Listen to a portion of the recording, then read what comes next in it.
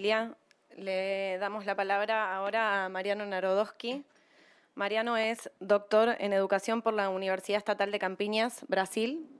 Fue maestro de escuela primaria en barrios populares en Buenos Aires. Desde 2004 es profesor full-time en la Universidad Torcuato Di Tella y ha sido profesor e investigador visitante de varias universidades del mundo. Fue ministro de Educación de la Ciudad de Buenos Aires y es miembro académico del Consejo Nacional de la Calidad de la Educación de Argentina y del Consejo Asesor de la Organización de los Estados Iberoamericanos para la Educación, la Ciencia y la Cultura. Muchas gracias. Bueno, muchas gracias, Claudia, admirada Claudia Rucci, por la invitación. Gracias, Flavia, por la convocatoria. Yo le dije a Flavia, yo de esto no sé mucho. Y ella me dijo, bueno, no importa nada, decir lo que te parezca, así que cualquier cosa es con ella. Y bueno, muchas gracias, ministro. Yo, como todo el mundo sabe, me autopercibo diciéndole ministro, así que me tienen que respetar. Y muchas gracias, Cecilia. Somos amigos, somos compañeros de toda la vida. Y es un gusto estar también compartiendo este momento. Bueno, el punto 1 era para aclarar algo que ya lo aclaró Cecilia, así que me voy a demorar menos. Y además les recomiendo muchísimo el libro La cocina de la política educativa. Cada vez que yo me tengo que reunir con algún funcionario, legislador que se interesa por mis intrascendentes ideas, le llevo el libro para que empiece a opinar de una manera más fundamentada, porque a veces los que están más lejos del sistema educativo dicen, ¿por qué no hacemos esto? ¿Por qué no hacemos lo otro? Mira cómo lo están haciendo, bien o mal, pero ese es el mecanismo, me parece que es un trabajo altamente recomendable. Pero bueno, desde el punto de vista, digamos, de lo básico, hay un estudio del 2010, del 2020, que se actualiza todos los años, de Harry Patrinos, un economista del Banco Mundial, que por medio de una base estadística fenomenal identificó que el 60% de la población mundial está en una situación de pobreza de aprendizaje. 60%. O sea, o que no van a la escuela o que van pero no aprenden, para decirlo rápidamente. Un poquito más complejo, pero creo que está bien el concepto. En la Argentina es 45%. Porque básicamente tenemos el que vayan a la escuela lo tenemos relativamente resuelto, con algunas luces que se vienen encendiendo en los últimos 10 años, pero eso ocurre. Con lo cual, la idea de derecho a la educación, bueno, tiene mucho problema. Como dijo Cecilia, está mucho escrito, pero ¿qué se hace? Estamos hablando de o ir a la escuela o saber leer y escribir. Estamos hablando de antilogaritmo cartesiano, que sé que existe, pero que no sé qué es, obviamente. No estamos hablando de eso, estamos hablando de lo básico. En un modelo educativo igualitario que es muy anterior a 1948, en realidad arranca en el siglo XVII y sobre todo se perfecciona en la Declaración Universal de los Derechos del Hombre y la Asamblea de 1789, de 1791, 1793 de la Revolución Francesa. Es ahí donde es el marco liberal, democrático, republicano, para decirlo rápidamente, de esto que estamos hablando. Y ahí tenemos un problema central, porque tanto los objetivos como del milenio, como los ODS 2030, como ahora la fuga hacia adelante, ¿no? 2015, 2030, 2045, digamos, corren la fecha de donde esto tiene que ocurrir, que se sabe que no va a ocurrir. O sea, ya sabemos que en el 2030 no se van a dar 2030, por eso lo corrieron al 2045. Por suerte les pasó la pandemia, entonces tienen una excusa, si no, no sé qué hubieran dicho. Pero bueno, hay un problema que es un problema estructural y que en parte tiene que ver con si las instituciones escolares y los sistemas educativos que conocemos dan respuesta a estos problemas. Tal vez los den en algunos países y no en otros, en algunas sociedades y no en otras. No me voy a detener en eso, cierro el punto 1 complementándome con todo lo que plantea Cecilia. Ahora, voy a algo que tiene que ver con la cuestión de la dignidad humana. La educación se mencionó, ¿no? Esto está en la Declaración del 48, que son los problemas de lo humano, de lo universal que le aporta la educación a la vida de todos nosotros, o al concepto, y que está implicado con el concepto de adoctrinamiento que usó Claudia antes, A mí el concepto me parece que es un poco ambiguo en algunas cosas, lo voy a usar igual, después si quieren lo aclaro por qué me parece ambiguo, pero bueno, por lo menos algo que entendemos todos. Y tiene que ver con que los sistemas educativos desde el punto de vista del contenido, es decir, de la definición de qué es lo humano y qué es lo que hay que enseñar, era relativamente universal con estados fuertes, con estados democráticos fuertes. Básicamente hasta los años 60 del siglo XX, aproximadamente. En los países autoritarios, totalitarios, etcétera, eso no es un problema. O sea, el Estado decide qué es lo universal y qué es lo humano. Que hoy es la mayor parte de la población del mundo, digamos, de pasada, porque nosotros vivimos en una especie de isla occidental con un porcentaje de la población bastante bajo de que vivimos en libertad, incluyendo libertad en algunos países que uno podría cuestionarlo, pero que por lo menos hay elecciones, hay partidos políticos, hay internet, se puede hablar más o menos libremente. La mayoría del mundo no es así, la población del mundo quiero decir, y ahí este problema no hay, porque no hay un problema de derechos humanos, porque lo humano y lo universal está definido estatalmente. Entonces el problema arranca a partir de los años 60, cuando esta distinción se hace mucho más ambigua y que como que muchos grupos sienten con derecho a saltar la cohesión social del sistema educativo y pensar que hay una incidencia más importante de las preferencias individuales por sobre lo colectivo. Y nuestra sociedad alienta, la lógica de la cultural de nuestra sociedad alienta este tipo de definiciones. Yo no estoy diciendo si eso es bueno o malo, estoy diciendo lo que entiendo que sucede. Y para ejemplificar esto de una forma un poco más provocativa, porque si no se van a quedar dormidos, y espero que no, el aburrimiento es el mayor pecado de la cultura líquida, lo voy a ejemplificar con una persona que tal vez alguno de ustedes conozca, que es Judith Butler.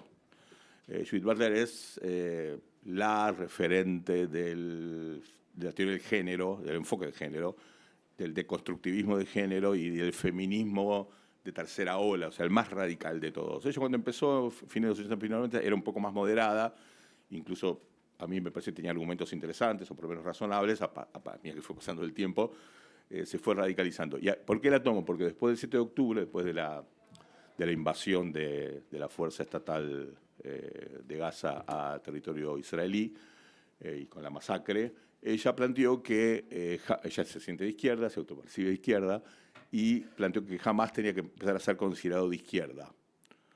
Y hay que apoyarlo desde la izquierda porque hay un enemigo principal, que es el gobierno, el sionismo, el gobierno israelí, la democracia.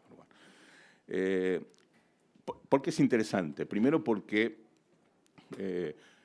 además de ser feminista, desconstructivista, etcétera, etcétera, Butler dice que es lesbiana. Lo digo porque ella lo dice, para mí no significa nada, pero en este contexto sí significa, porque obviamente si sos homosexual, en Gaza demorás 20 segundos o menos hasta que te maten, o algo peor que la muerte.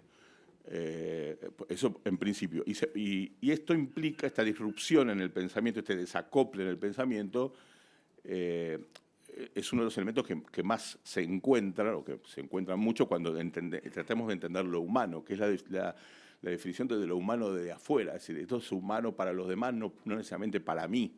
Yo vivo una vida humana, los demás viven otras vidas humanas, y soy yo, a veces es el Estado, ahora vuelvo sobre eso, el que define cuál es la vida humana que hay que vivir.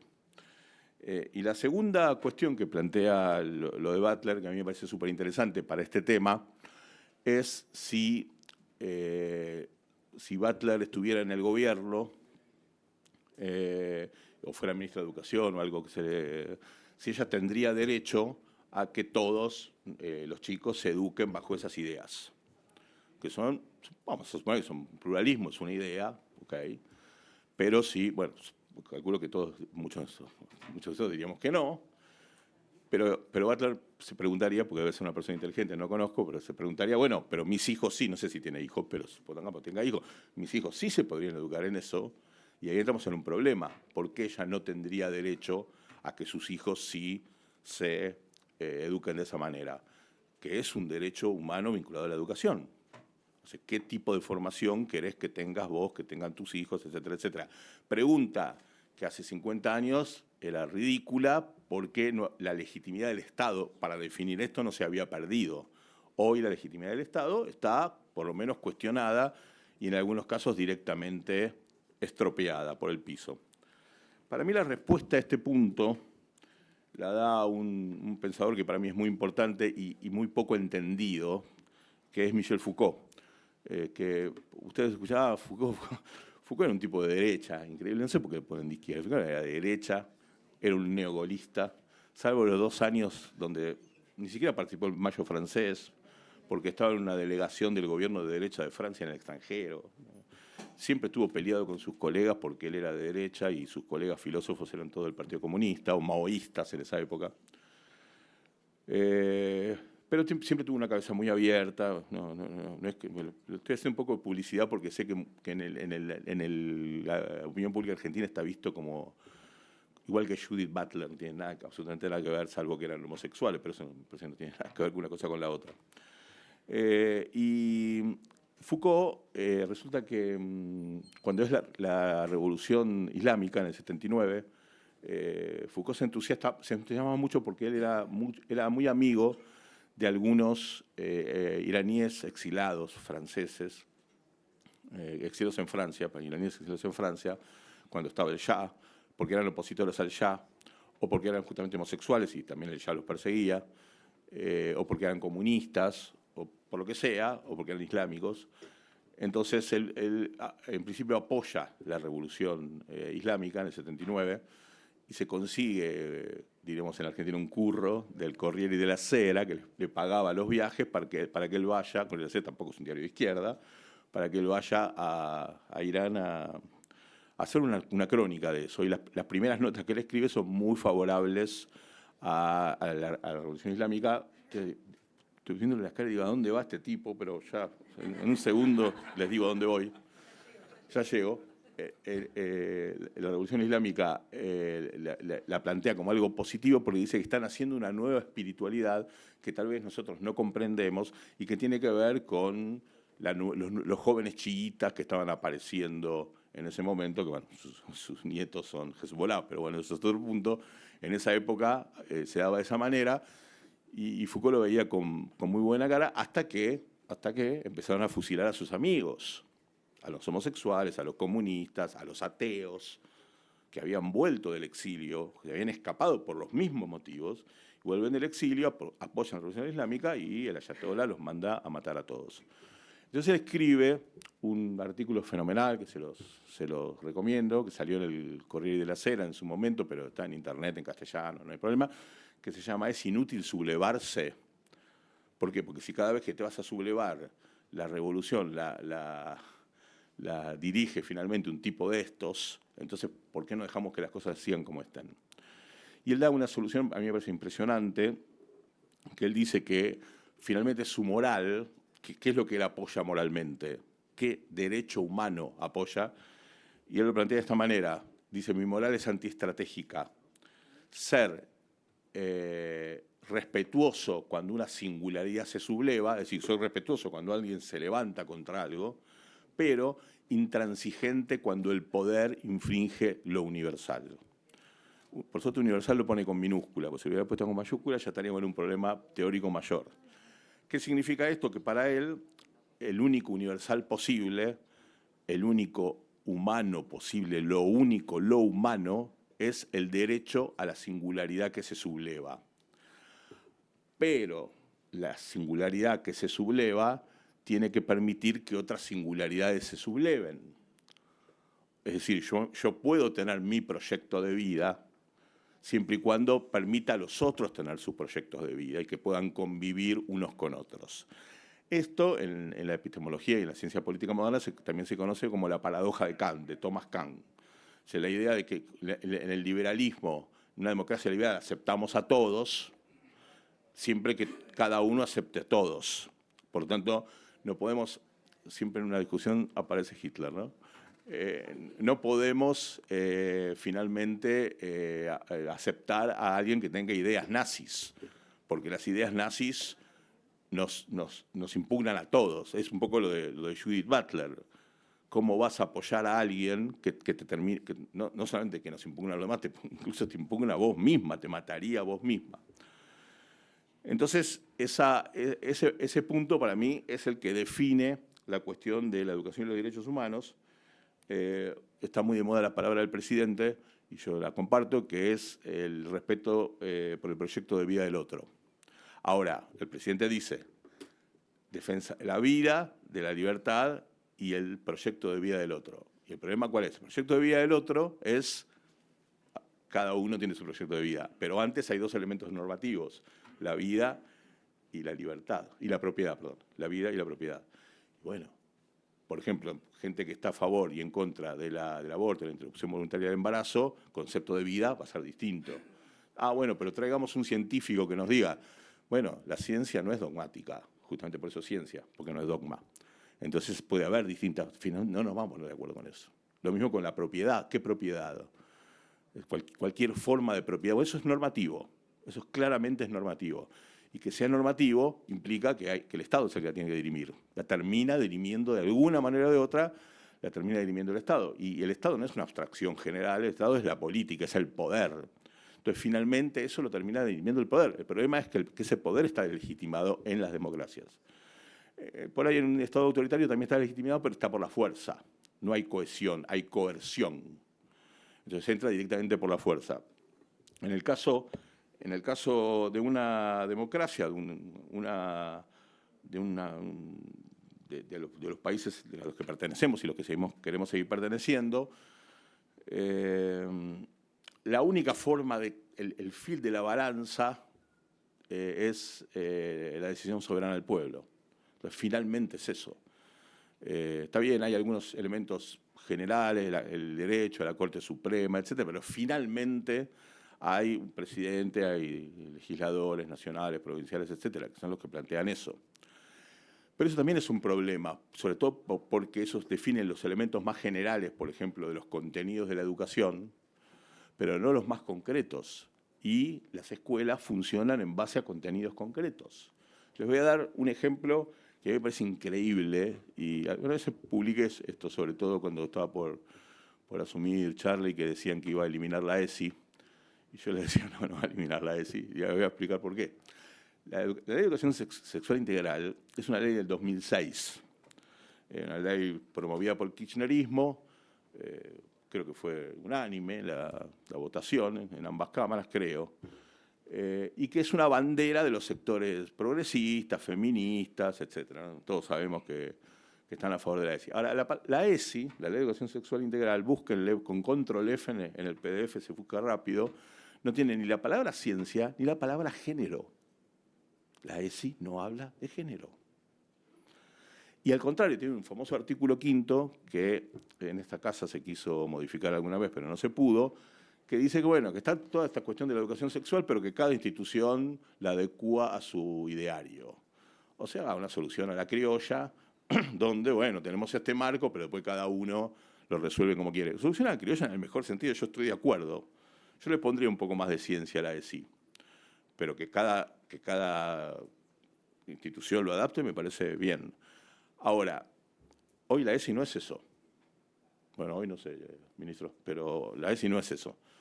En el 2009, en el gobierno de Cristina, el Consejo Federal de Educación, que es otro Senado, pero eso es otra discusión, el Consejo Federal de Educación decidió ampliar y meter género, y no meter ciencia, pero meter género.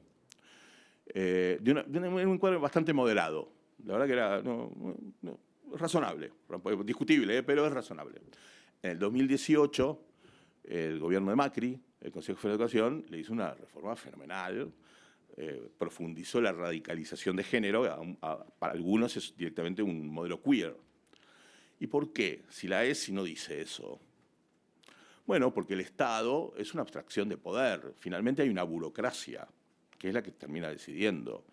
La burocracia de los especialistas, los técnicos, todos los que enumeró Cecilia, los ministros. Hay una burocracia que no fueron votados por nadie, que tienen el mandato de alguien que sí fue votado, pero por lo menos en la Argentina, ese que fue votado lo arregla como puede, no es que mantiene una directriz concreta sobre esos puntos, muchas veces ni siquiera sabe de qué se trata. Con lo cual, ahí tenemos claramente un problema. ¿Cómo resolvemos entonces? ¿Qué tienen que aprender los chicos, por ejemplo, en materia de educación sexual? Lo podría llevar a la matemática, al cálculo, a la lengua, a la materia que ustedes quieran. Educación sexual es más urticante, es algo que entendemos todos porque hace a nuestro cuerpo, al deseo, a la sexualidad, a la religión, a la cultura, a la moral, etc. Me parece que ahí hay un ejemplo claro de cómo... No sé qué estamos viendo. ¿Sigo? De cómo hay un acoplamiento totalmente caótico de esta situación. Entonces, para mí este es el problema central. Porque aún resolviendo lo más importante, que es que los chicos aprendan a leer, la pregunta es ¿qué aprenden a leer? ¿Con qué sentido? ¿Con qué ideología? ¿Y quién lo resuelve? ¿Lo van a resolver las preferencias familiares? ¿Lo va a resolver la burocracia estatal? ¿Lo van a resolver los representantes del pueblo? En mi opinión, esto no tiene solución, así como está. El único modelo que se puede... y arreglo más. Y a eso además se le suman las burocracias globales. No estoy criticando, estoy diciendo qué es lo que ocurre. Es decir, además de las burocracias provinciales, las burocracias nacionales, hay burocracias globales que tienen sus agendas propias. Yo entiendo que este gobierno está particularmente preocupado por eso. A mí no me preocupa tanto, pero tengo también una preocupación sobre cómo esos ámbitos también tienen una cierta independencia del poder político y de la voluntad popular. Tienen entre otras cosas porque necesitan reproducirse como burocracia. Toda burocracia necesita reproducirse como burocracia y por lo tanto necesita el nexo para poder seguir reproduciéndose, con lo cual el problema se multiplica enormemente. ¿Qué es lo que hay que aprender? ¿Qué es lo que hay que enseñar? ¿Y cuál es el rol del Estado para esto? Yo entiendo, y acá hay algunos alumnos míos y exalumnos míos presentes, el único modelo educativo que le da un tipo de respuesta correcta a eso es un modelo de vouchers, es un modelo de libre elección de escuelas, en donde los hijos de Judith Butler van a las escuelas de constructivistas feministas, y los hijos de los que no están de acuerdo con eso irán a otras o a otras, y se multiplica la oferta. Ahora, eso tiene dos problemas. Primero, un problema de orden de reformas. Reformas de ese tipo son inviables, aunque nos gusten. No estoy diciendo que estoy de acuerdo con eso, digo, es la opción.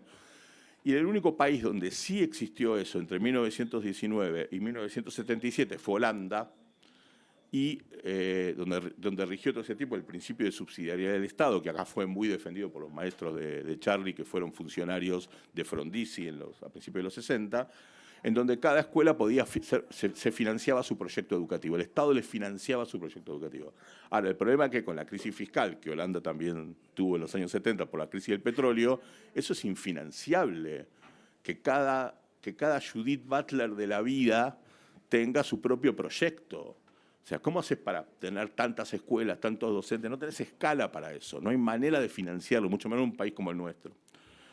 Con lo cual es muy complicado tenerlo en cuenta. Entonces,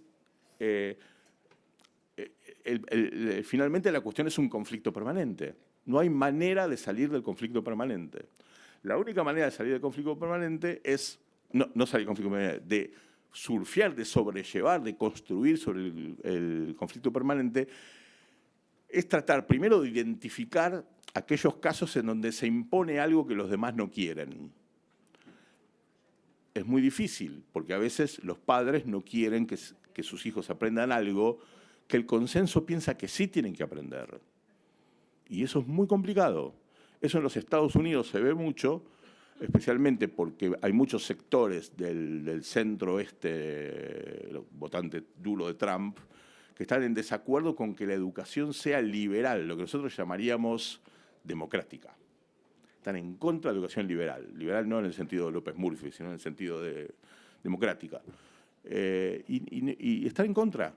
Y por lo tanto boicotean a las maestras, no ya por educación sexual o por la teoría de la evolución, que además lo hacen, sino porque no quieren, por ejemplo, que sus hijos estén expuestos a libros de lectura que hablan de cuestiones occidentales, no ya de cuestiones sexuales, tipo los libros de la provincia de Buenos Aires que hoy están en discusión. Mínima, literatura universal de corte, comillas, liberal. No están de acuerdo con eso. Y la pregunta es, ¿se lo permitimos o no se lo permitimos? ¿Cómo se termina dirimiendo? Es el poder. Se termina dirimiendo de esa manera. La otra manera, que me parece que es un poco más razonable, que viable, es el famoso consenso. ¿Sí? ¿Hasta dónde nos ponemos de acuerdo en un piso común? Para algunas cosas es muy difícil ponerse de acuerdo en un piso común, sobre todo para las cuestiones más vitales en sentido estricto, como por ejemplo la sexualidad. Ahí es muy difícil ponerse de acuerdo. Realmente es muy difícil. Yo puedo tener una postura hacia mi vida y a mi identidad, el otro tiene una postura de acuerdo a su vida y a su identidad. Finalmente es, para mí la mejor opción, el artículo 5 de la ESI, pero ahí chocan, hay un choque muy fuerte. Ahora, a veces el conflicto se puede manejar mucho mejor por medio del consenso. Pero ayer, en otro ámbito que compartimos con el ministro,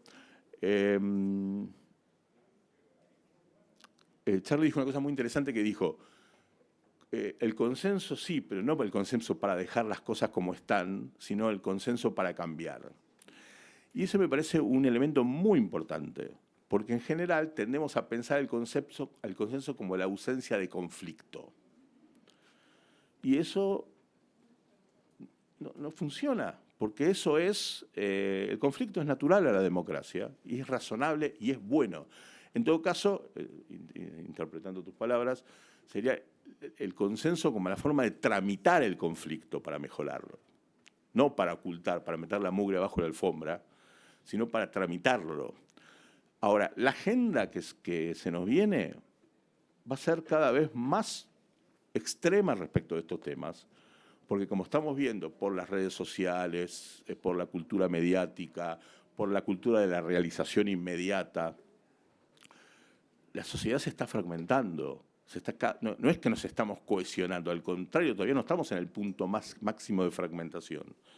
Entonces, los conflictos decurrentes de qué es enseñar, qué hay que enseñar, qué es lo humano, qué es lo universal y qué no, una vez que en el siglo XVI cayó la hegemonía de la ley natural, porque en el siglo XVI los seres humanos nos convertimos en sujetos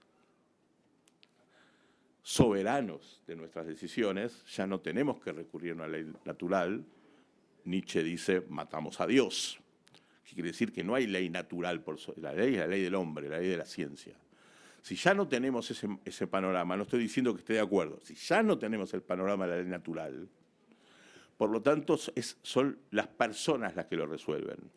Las personas las resuelven mediadas por el Estado en democracia es débil, tiene poca legitimidad para avanzar. Con lo cual, el punto que nos queda es un encuentro entre los que estamos, sabiendo que en algunas cuestiones es un encuentro imposible. En otras cuestiones, la astucia, la habilidad política de aquellos que pueden plantear consensos razonables para los que pierdan en algunas cuestiones y van a perder en algunas cuestiones, puedan ganar en otras cuestiones. Que no sea una victoria hegemónica de un proyecto sobre otro, sino tratar de respetar esa idea del respeto irrestricto por el proyecto de vida de los demás. Muchas gracias.